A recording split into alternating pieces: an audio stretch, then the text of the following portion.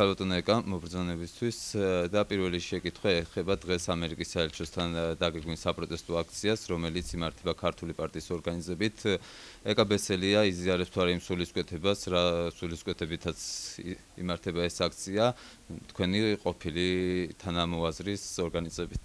თუ ემიჯნებით ამ შემთხვევაში ირაკლი ოქროაშვილის სარსახად.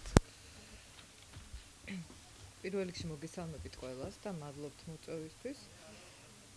რაც შეეხება ამ კითხვას, საქართველოს რამდენადაც დღეს აქვს ძალიან მძიმე ვითარება, მე ვფიქრობ, რომ სასიცოცხლოდ მნიშვნელოვანია პარტნიორები და კეთილმოსურნეები არ გახადოს თავის მტრად, არამედ პირიქით პოლიტიკური სიბრძნე და კეთილგონიერება მოითხოვს იმას, რომ სრულად განწყობილი ქვეყნები გახადოს მის პარტნიორად. მაშინ, როდესაც ამერიკის შეერთებული შტატების დღევანდელი ადმინისტრაცია არ არის მხარდამჭერი ამ რეჟიმის და ის ღიად აცხადებს მხარდაჭერას ხალხის მიმართ, არ ამგონია იყოს კეთილგონივრული, რომ პარტნიორი ქვეყანა გაიხადო და განაწყო მტრულად.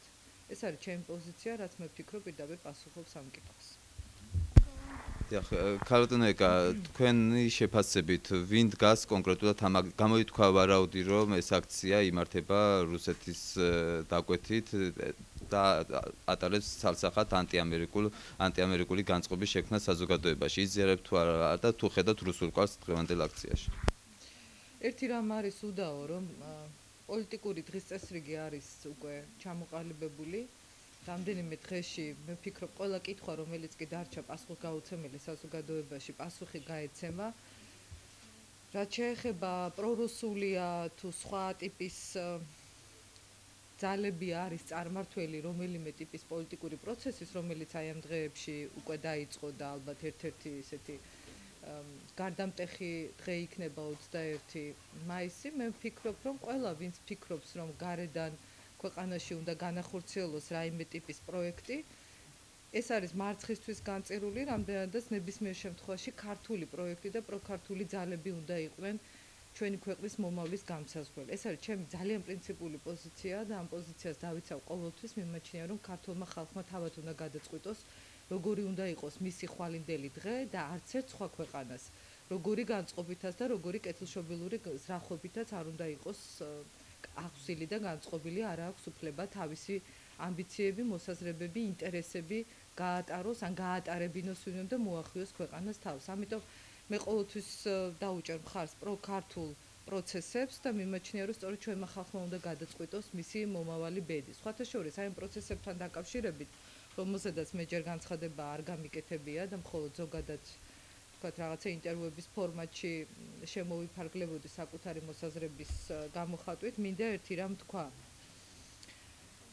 როდესაც ბოლო 3 წლის განმავლობაში ხშირად საყვედურობდა ხალხი პოლიტიკოსებს იმ პოლიტიკურ ერთობას, რომელიც იყო ან ნოემბრის აქციების ორგანიზატორი, ან აპრილის აქციების ორგანიზატორი, რომ არ იყო თანხვედრილი ხალხისა და პოლიტიკური პარტიების სტრატეგია და მათი ნება.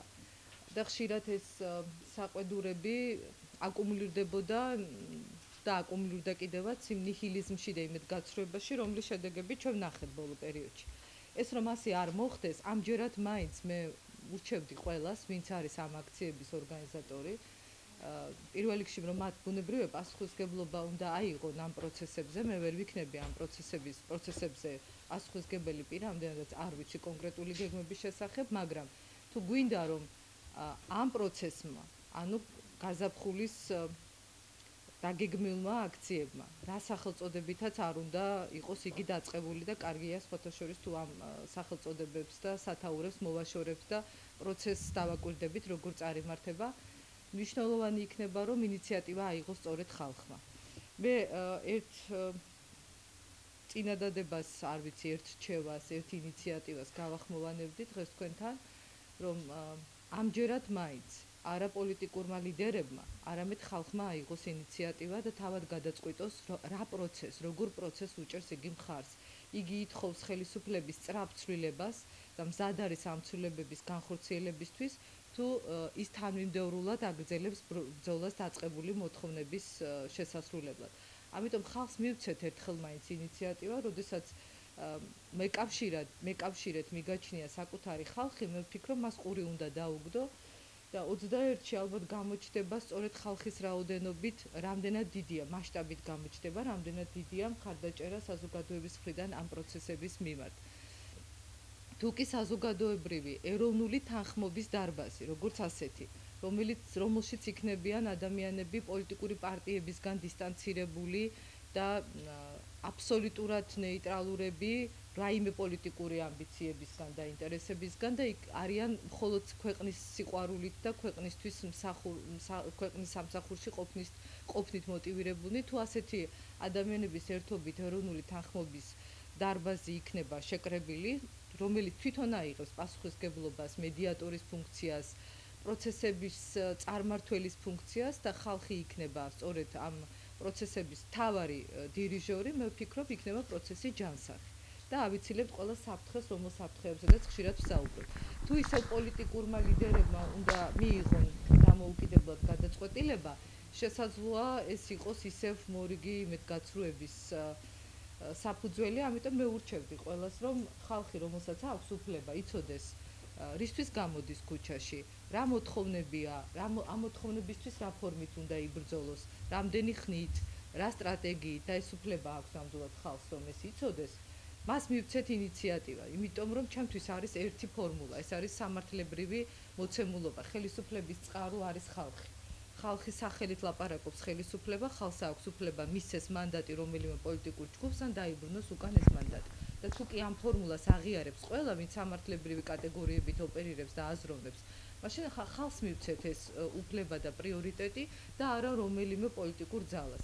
მე პირადად ბუნებრივია ეს კითხვაც იქნება, სად ვიქნები 21 მაისს, რამდენადაც მე სწორედ ხალხის ნებას და პრიორიტეტს ვაღიარებ როგორც წარმართოს, როგორც დომინანტს, მე ვიქნები ხალხის გვერდით.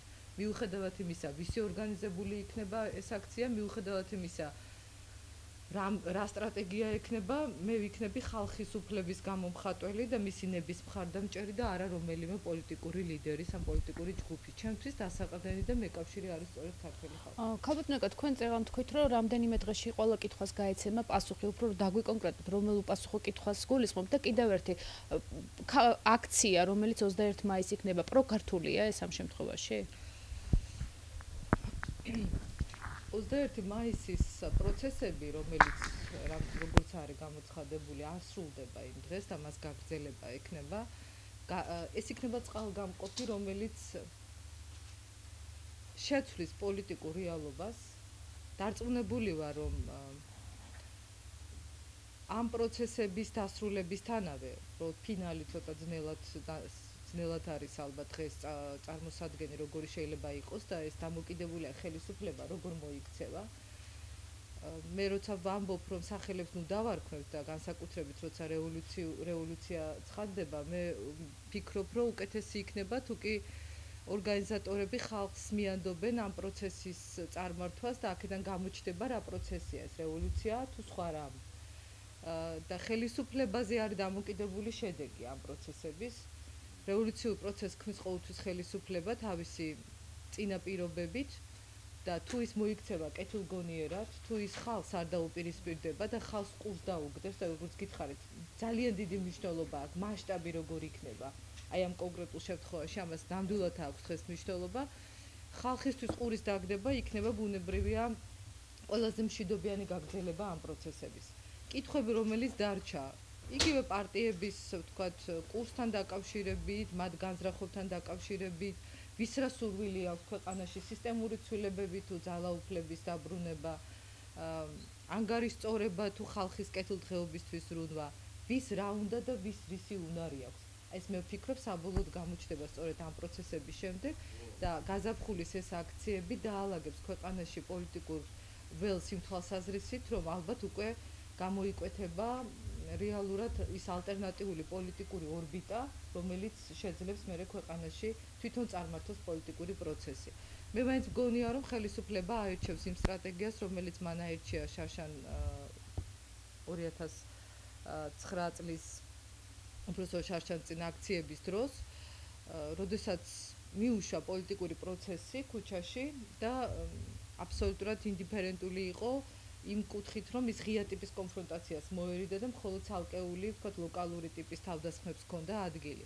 ალბათ ამ სტრატეგიას აირჩევს ამჯერადაც მე ესეთი მოლოდინი მაქვს ხელისუფლება, თუმცა გადამწყვეტი იქნება ალბათ 26 მაისი.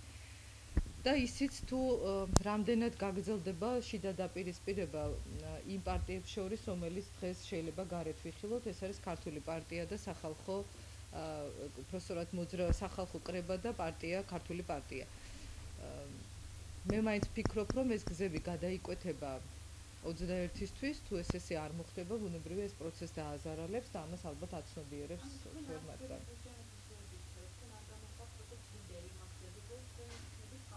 მე ვიქნები ხალხთან ერთად. კი, მე ვიქნები ხალხთან ერთად.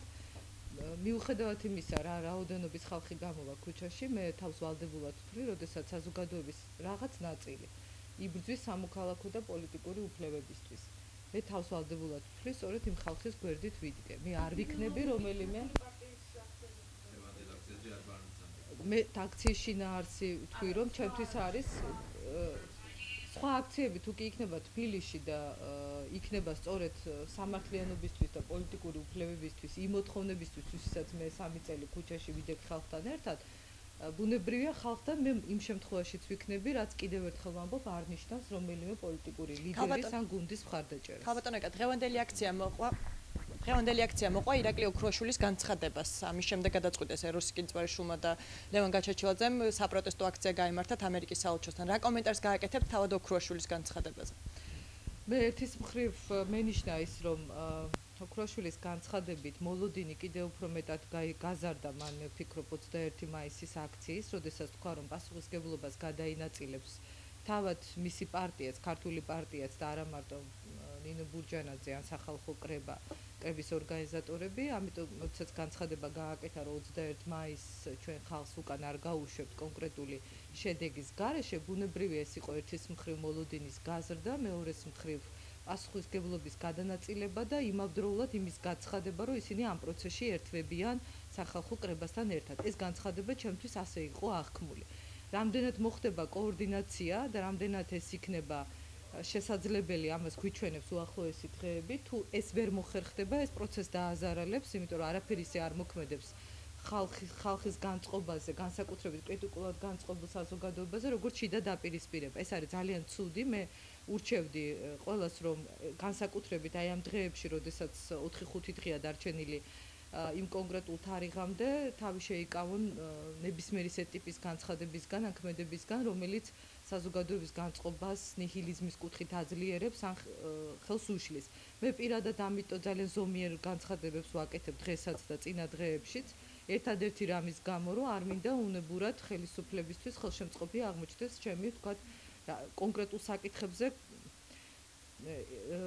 უფრო მეტად ვიტყოდი კრიტიკული შეფასებები, თუმცა მე ამას აუცილებლად გავაკეთებ, როგორც კი ეს პროცესები დასრულდება და ნამდვილად ძალიან ღიად და ყოველგვარი კოსმეტიკური შეფერილობის გარეშე გულწრფელად ვიტყვი ყველა საკითხზე ჩემს მოსაზრებას. მე დარწმუნებული ვარ, რომ თუ კი ხალხის ნება იქნება, რომ ცვლილებები სწორედ აი ეხლა განხორციელდეს და მოკლე ვადაში, ამას თავისი რაოდენობით დაადასტურებს, თუმცა პასუხისმგებლობა კიდევ ერთხელ ვამბობ, აიღონ უნდა ორგანიზატორებმა, რომელთაც ევალებათ მეტად ცხადი გახადონ გეგმა, უფრო გარკვევით აუხსნან ხალხს, როგორი იქნება, ვთქვათ, კონკრეტული მოთხოვნები 21 მაისს და რა როლი ენიჭება ამაში ხალხს. თუ ხალხს მივცემ ჩვენ ინიციატივის უფლებას, მე ვფიქრობ, ეს იქნება ყველაზე სწორი ფორმულა, ცოტა ხნით დისტანცირება მთავარი როლისაგან პოლიტიკოსების და მთავარ როლში ხალხის წარმოჩენა, ეს ჩემთვის არის გამარჯვების ფორმულა. თუ ამას ვინმე ვერ შეძლებს და ვერ გააკეთებს, მე ვფიქრობ, რომ ეს იქნება შეცდომა და არ ვისურვებ, რომ ეს შეცდომა იყოს დაშლილი.